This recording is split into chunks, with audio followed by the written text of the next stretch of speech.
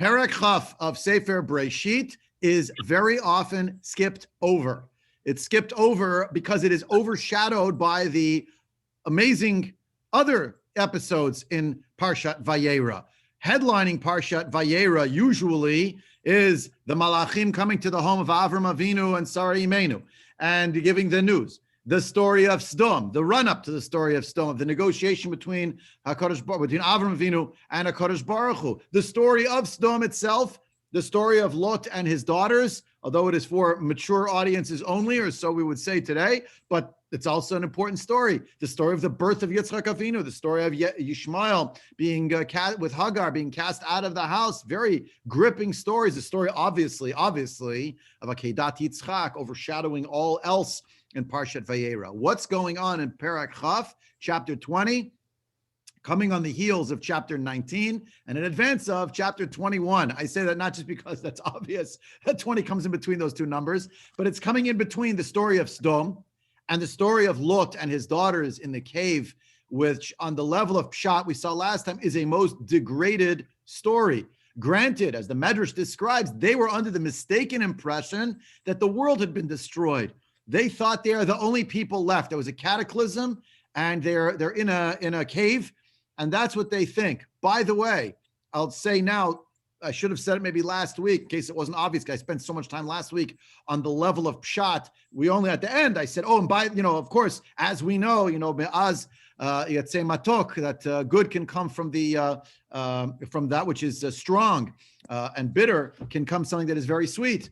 So perhaps I neglected to mention that I think over the last year, particularly, many of us have gotten a new understanding of what does it mean that a person or people who are isolated from the world, who are unable to interact with the rest of the world for one reason or another, really can become ensnared by a certain tunnel vision, meaning your perspective changes. Your whole window into the world is looking through the keyhole of whatever media outlet or outlets. I continue to encourage people not to limit yourself to one outlet and think it has all the answers, but rather to look at the wide variety of different interpretations and not to fool oneself to think that biased media began with slants, editorial and otherwise, within the last 5 years or 10 years.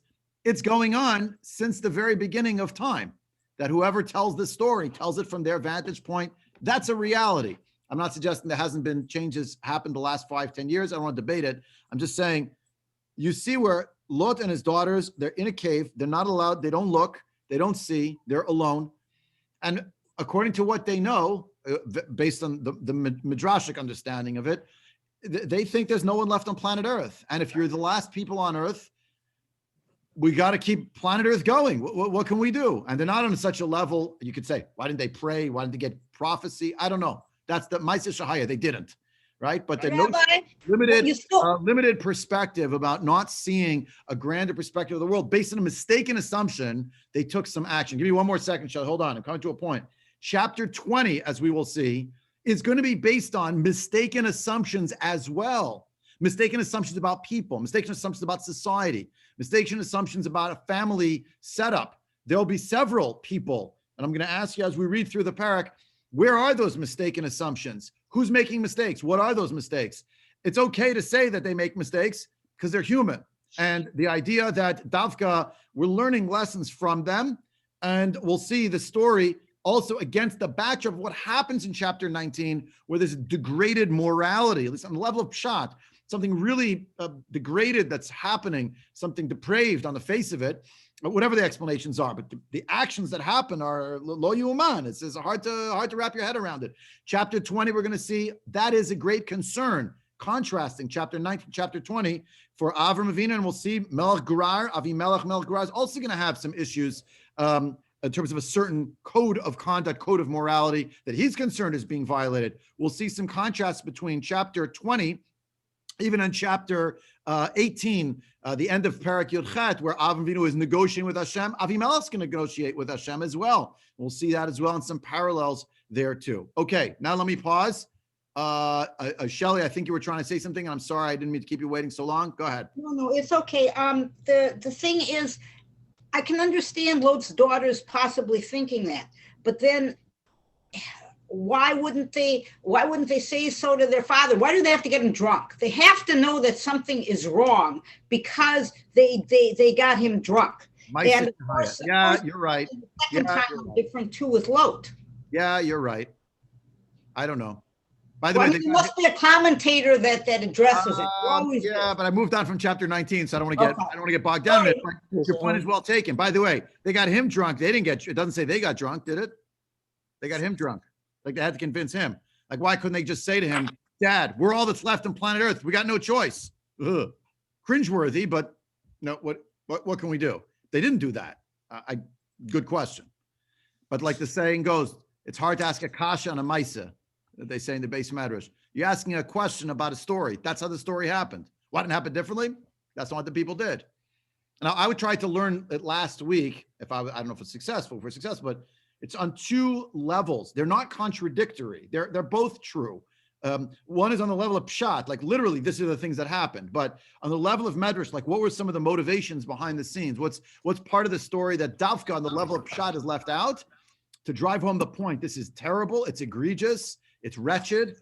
It's immoral. But on the level of medrash, what was their false assumption that brought them to it that might have had indeed a heroic component to it? And the point I was trying to make the end of last week is even from something so terrible, Chazal want us to know that something good can still come of it. Even something so broken and so depraved, disgusting. By the way, there were certain, I would say, errant or deviant movements, even within Judaism, over the course of Jewish history, that wanted to use the story of Lot and the daughters and the lack of morality to justify some pretty terrible things.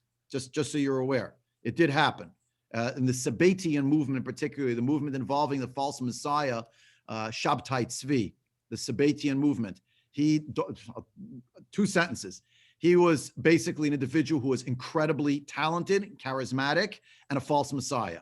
And at the time when he was arrested by the Turkish authorities and he converted to Islam, then when he died, there was such a large group of Jews who still believed, even after the fact, that he was really somehow the Messiah. Now, why did so many people believe that? By the way, including rabbis, by the way, including community leaders, all the way from North Africa to the hinterland of Eastern Europe. It was a huge controversy. Over 100 years after he died in 1666 or thereabouts, 100 years plus after his death, to the beginning of the 1800s, there are still groups that are closet Sabbatians.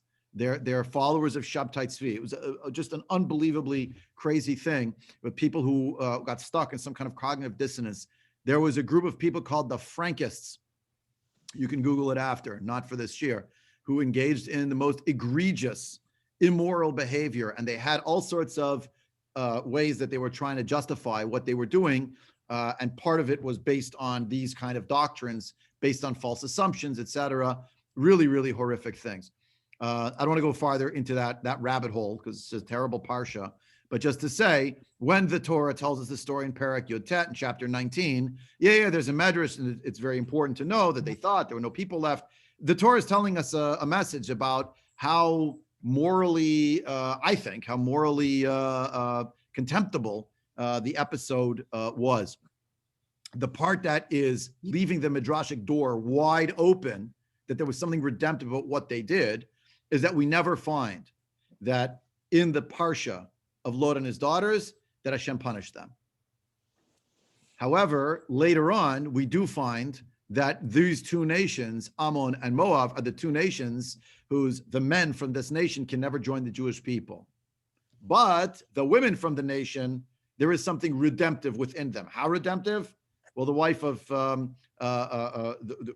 Boaz is Ruth Hamoaviyah, and the wife of Shlomo HaMelech is Naamah from the nation of Ammon. Their son is Rechavam, and the Davidic line continues in that way. So twice there's actually what do you want to call it? An amalgamation, a joining together of those traditions into the tradition of the Jewish people, Davka.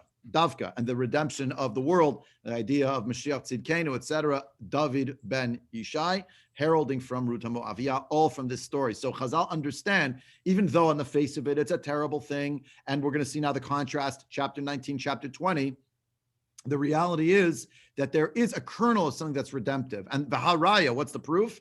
We never find that Hashem says that the daughters of Lot are what they did is so terrible, except for the fact that we say they're forever held at arm's length from the Jewish people. Although there's a more immediate reason that they didn't bring out bread and water to take care of the Jewish people when we passed by and were hungry in the time of the desert. Anyway, more to say on it, but let's get to chapter 20. Vayisa misham Avraham artz Negev vayeshev ben Kadesh uvein Shur vayagar bigrar. Avram left from there. Where's there? Where he was living previously. Where was that? Remember, the Torah tells us the beginning of Parshat Vayera in chapter 18, verse 1. He's living in the plains of Mamre, Elonei Mamre. Elonei Mamre is in the vicinity of Hebron, Kiryat Arba, all of that area. And after the story with Lot and his and what happened with the destruction of Sodom, the cities, etc., Avram Avinu decides, I'm out of here, and he moves. But the question is right there in the Pshat. Why did he move? Like, why did he leave? Right? What was wrong with where he was? Why did he have to leave there? That's not my question. It's Rashi's question. Rashi writes,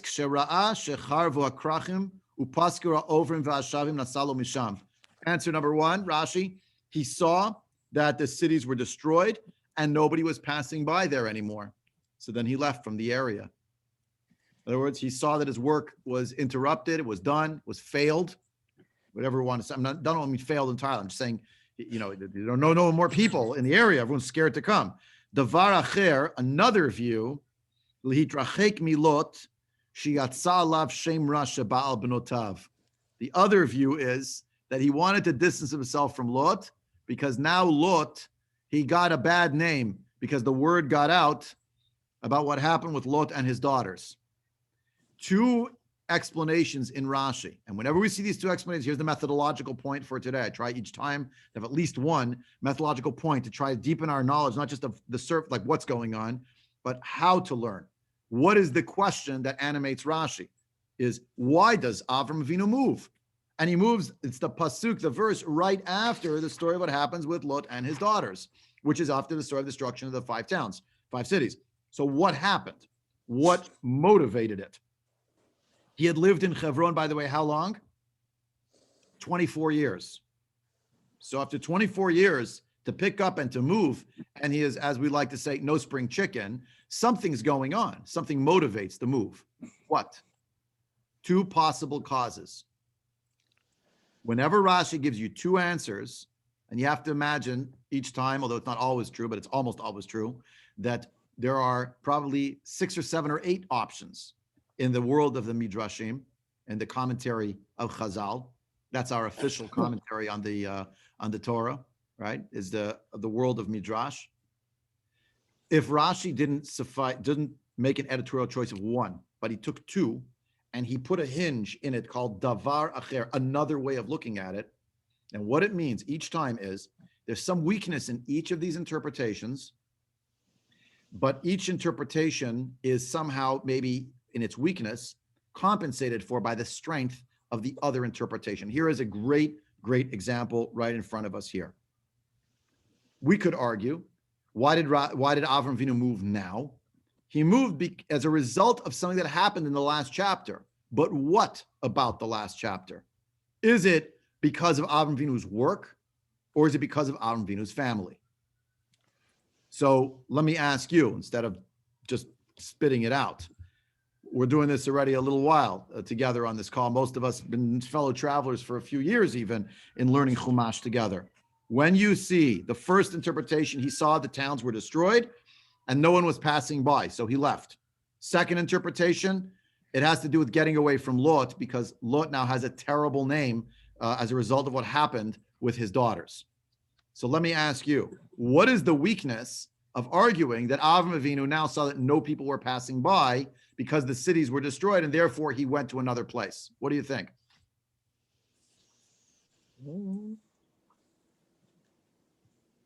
There's still got to be people passing by. It's like probably Yeah. a caravan route. Yeah, 5 cities were destroyed. The whole world wasn't destroyed.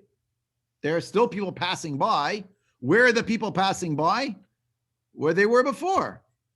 On the special, all the roads that go north-south that people use.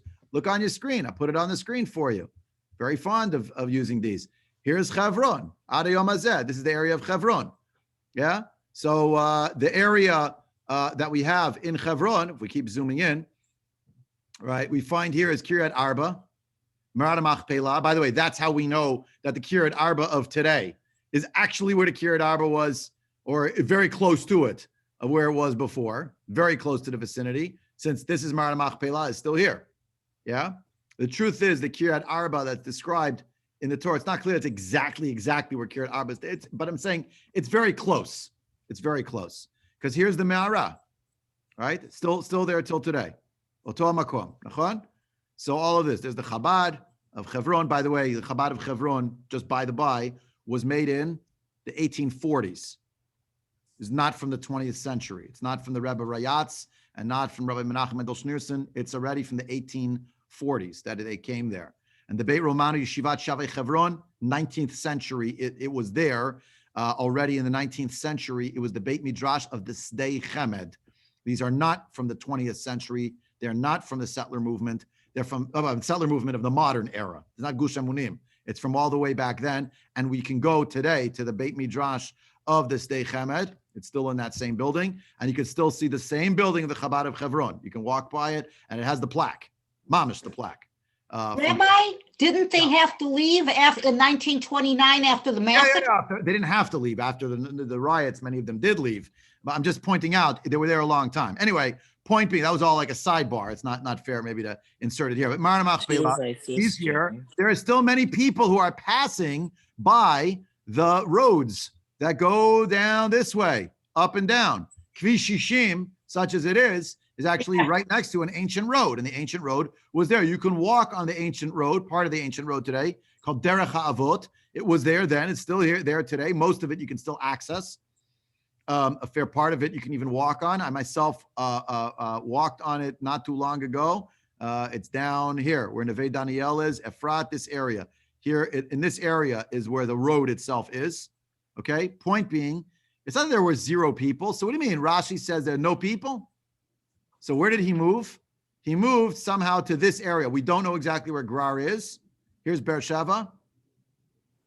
Here's Gerar. Maybe this is Gerar. You see right here is Aza. What's going on in this area that it's so important? This is the great via, the great road that connects Egypt up to the northern areas. So there's a big road here. It's a coastal road. The coastal road swings around here, just north of here, Shechem, just north of Shechem. There's a valley here, and it goes through this area here, up to Mesopotamia, etc. Point being, why does Avram Avinu move? He moves because he wants better geography. He wants to be in a place where a lot of people are going to be coming and going. Nobody's going to use this road because there was a massive fire and destruction right down here. He's not going there. No one's going to come here anymore. So they're so scared, no one's walking here. Yacholiot, I remind you, by the way, Rashi, Zecher Tzadik V'Kodesh Livracha, Zechuti Yagein Aleinu, never went to Eretz Yisrael, never saw a map of Eretz Yisrael. He made it up, whatever maps he had, based on what he understood from Sukkim. And, it's just interesting to think, but it's obvious that from the area here of Hare Chevron, there was an ability to see all the way down. You could do that today, see all the way down to Sdom. But according to the first idea of Rashi, there were no people. Really? How do you know no people? But that's what Rashi says, no people. So then he decided, I'm going to move to another place where there are lots of people, right? So that's answer number 1. Someone want to say something? I'm sorry. Go ahead. Is Gerar a city or a kingdom? What was Gerar exactly? Gerar is a kingdom, a Philistine kingdom that exists in the area there, in the coastal area. Oh, okay. Right? I remind you, by the way, that Plishtim, the Philistines, are not actually a people. The Bible in the way that you think of it. It's not like they're a nation that has like a foundational story, etc. The Anshe Peleshet are all the people who come to the coastal areas. They're considered the invaders. I think the tribe. They were considered a tribe. Yeah, but they were, but they are actually not exactly always. They're not really a tribe per se. They actually are Asiatic peoples who come to all sorts of areas here. They're not necessarily allied with each other. So there's Plishtim all along this whole area. Plishtim. Yeah. This is Avimelech Melech Gerar among the Plishtim. But the point is, they are not. The word Plishtim means invaders.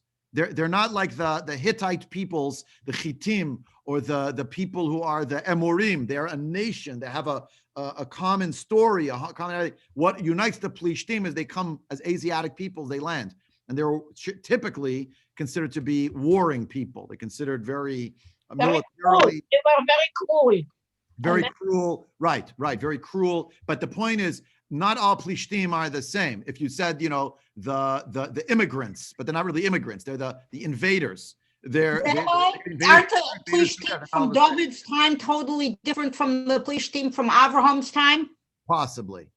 And that's why, that's why the Romans called Palestine, Israel, Palestine. Exactly. To divide Israel, they changed it to Palestine. Nachon.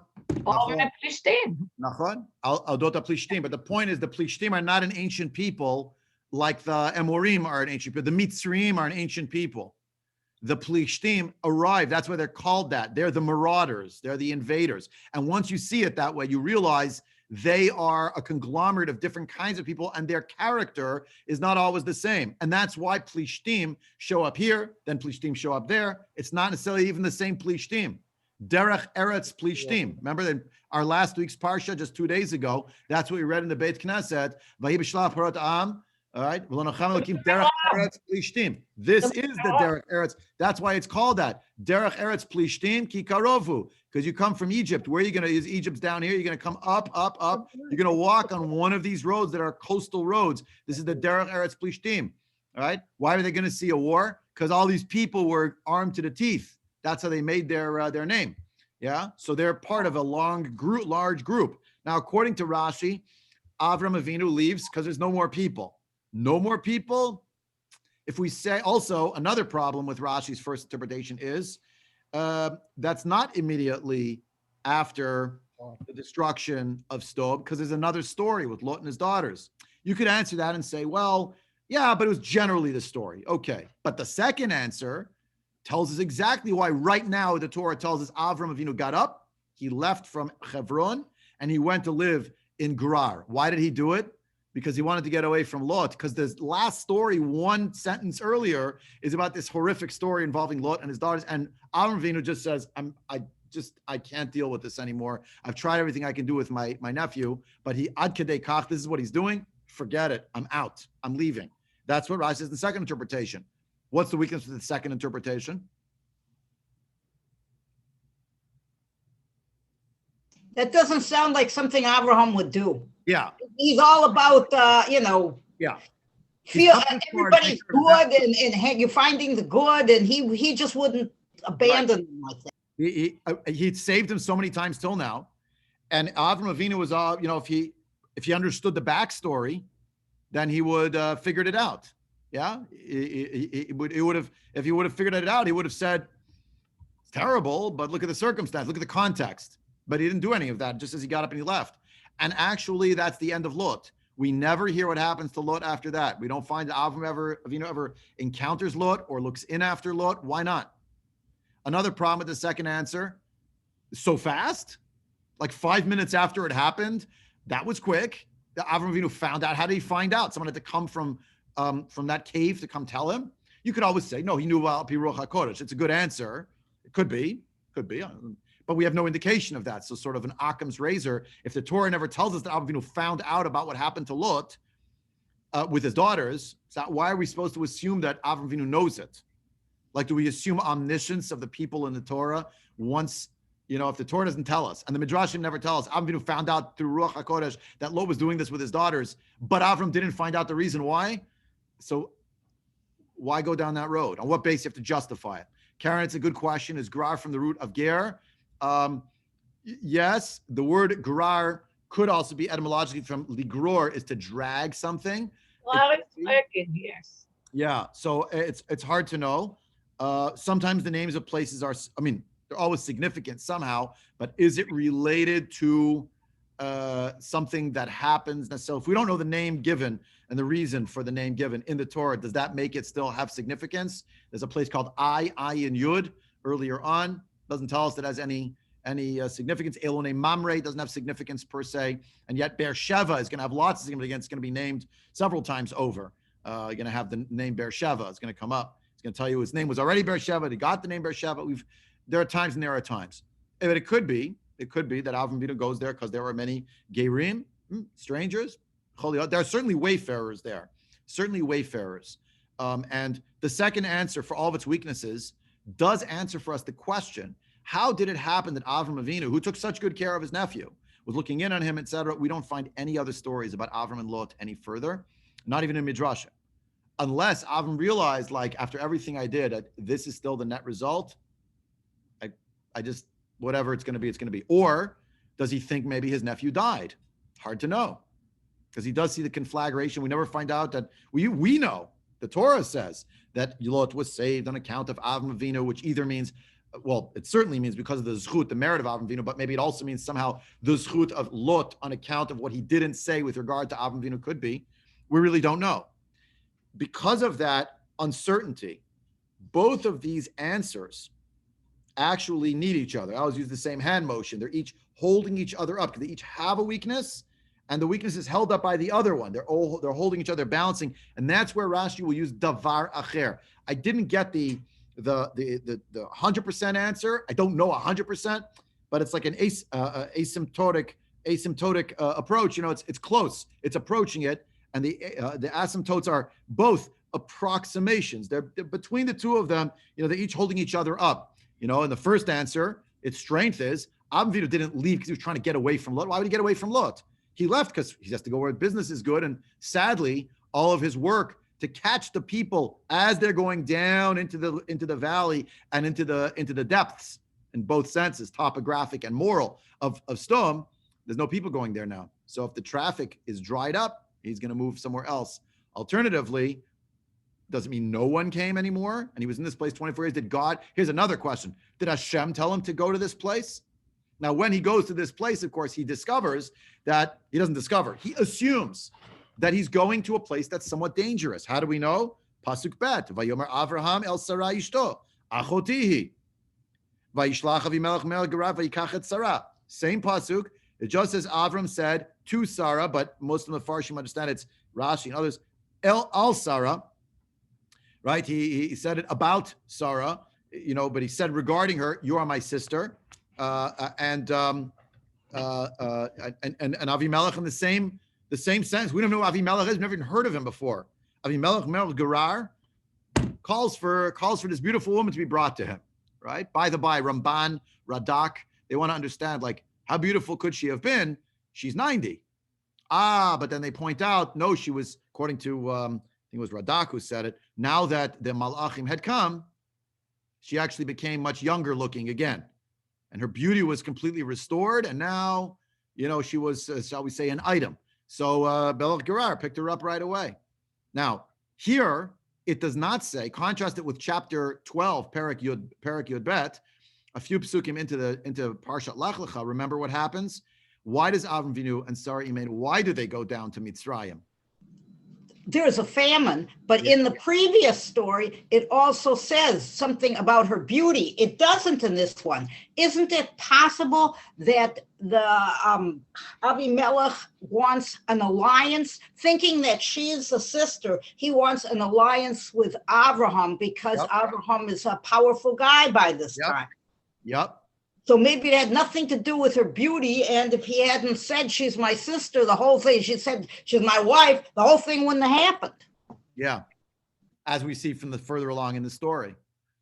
Also, in the case of going down to Mitzrayim, Avram says to his wife, "You're so beautiful," right? And we're going to Mitzrayim, and there's no, you know, who knows what's going to happen when we get there. The implication is he knows that Mitzrayim is incredibly dangerous, and there's just no choice. We're stuck.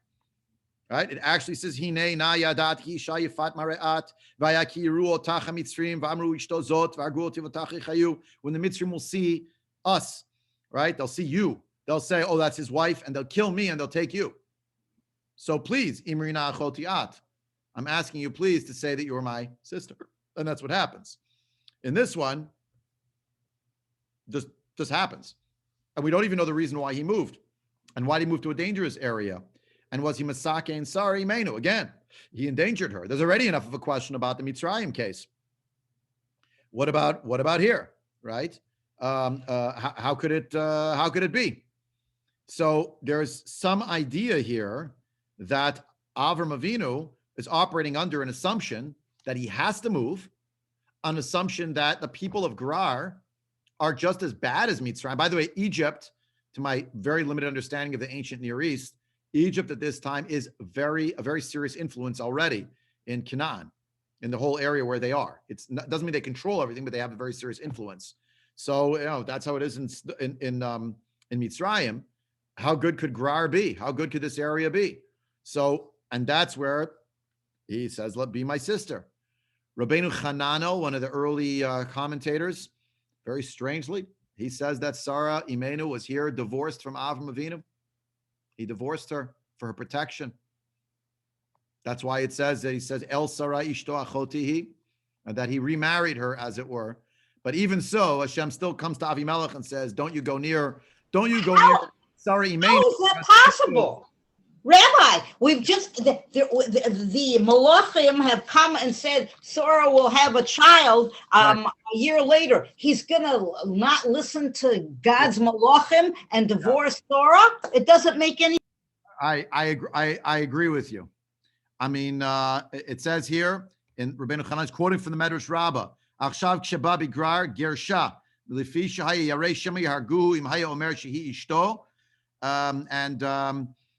When he came to Gerar, he divorced her. He was afraid that they were going to kill him if he would say that this is my wife. Nonetheless, God did not permit that they would be separated one from the other. And he would not permit her, this righteous woman, to be with this wicked man, meaning Avimelech. I skipped a line, but this divorce was strictly because of great fear. And that's what it means when God will say to Avimelech, "V'hi be'ulad Baal," that really she's married. And the point is, "Shaloger sharat mipnei hapachad ki anusu," he was forced to, and v'nimsa she'ena gerushin gemurin. And it turns out this divorce is not a true divorce. It didn't really take place because it was only done out of fear. Now, on the face of it, I quite join with you, Shelley. That's really hard to understand. Agreed?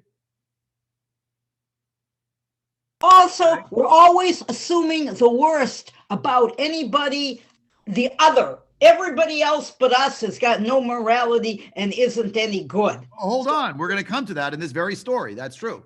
We're going to come to this story. Correct. Now, hold on. But based on what we know to this moment, it seems very, very strange. And yet we find out in Pasuk Gimel, "Vayavo Elohim el Avimelech b'chalom halayla vayomer lo hinecha meit al isha shelakachta v'hi be'ulad Baal. V'Avimelech lo karav eleha vayomar Adonai hagoy gam tzadik taharog." So now, God comes to Avimelech. By the way, in the Shem Elokim, when God appears to those who are not part of the covenant, it's with the name Elokim. God is the sum of all forces. God is the force that controls all.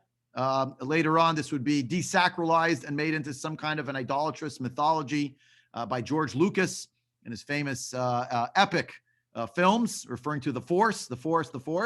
But that is, in a certain level, what the Shem Elokim means. God as the sum of all forces, the one who controls the whole universe, but not a covenantal, personal relationship. And Shem Elokim is always midat hadin, attribute of justice. He says to Avimelech in his dream at night, "You are going to die for this woman that you took. She is married. She has a husband." Avimelech did not go near her. And he says, righteously indignant, "Why did you do this? Will you kill a nation that is otherwise righteous?" Now, Halohu amar li achotihi. He makes the case. He said to me, "This is my sister." Vehi gam hi amra achihu. She also said, "This is my brother." So she also agreed to this. With a full heart, meaning a simple or naive heart, a complete heart, with a wholeness of heart, and with clean hands, did I do what I did. Vayomer elav ha'elohim b'chalom gam anochi yadati ki b'tam levavcha asita zot va'echsoch gam anochi otcha mechato li al kein lo nataticha lingoa eleha. God says to him, I know what is in your heart, and I know you did not do this with ill intent, that you did this with an innocence of your heart. So I saved you from sinning, and therefore I did not permit you to lay a hand on her. Again and again, he didn't actually touch her. He actually never went near her. This is the Torah testifying. He took her, but he didn't actually touch her. We have to ask the question generally, so why tell us the story? Just ignore the story. Like, what am I getting from this? And there's so much moral ambiguity. What's going on here? Va'ata hashev eish da'ish kinavihu v'yitpalel ba'adcha v'chiyei v'im'encha meisiv dakimot tamut atav chol asher lach. And now give back this eish. She's really his wife. He's a navi. He's going to pray for you, and you will then live. And if you don't give her back, so you should know that you're going to die. You and everyone that belongs to you. So them's his fighting words. Well, Kadosh Baruch Hu talks to him. Now, if you look in the story I already closed it, but the story back in Lech Lecha, very strange, but it doesn't go down that way. Remember, Paro gets plagues. It just says that he's going to get plagues. He does get plagues. It's chapter 12, verse 17. Vayikra Pharaoh Avram. Vayomer Mazor Asitali. Why did you do this to me? Lama ligadatali kishtachai. Why don't you tell me this is my wife? Right? Lama amarta choti vayikachota lili isha v'ata hinei ishtachak kach. I took her as my wife because you said she's your sister. Rabbi, it doesn't say in chapter 12 that God talks to Paro. It seems like Paro is figuring this out because of the plague. Yes. So that could also be a sign that Avimelech's intentions were pure, and if you go by he doesn't want sorrow because she's a beautiful woman. He wants sorrow because he wants a connection with Abraham, and he thinks he's a sister. That also I will explain why later on they're actually going to make a covenant. There's going to be a covenant, right? So this is very, very strange. Now, there's a lot more to say, but I'm basically out of time. Let me give you a few things to think about. We'll have to discuss it more next week. First of all, the very troubling Rabbeinu Hananel, which is based in a medrash in Chazal, is actually, what's the word? One of the mainstays of Judaism, in the case where a divorce is going to transpire, and of course there is a mitzvah in the Torah regarding divorce, which doesn't mean that a person's running to get divorced, lo aleinu.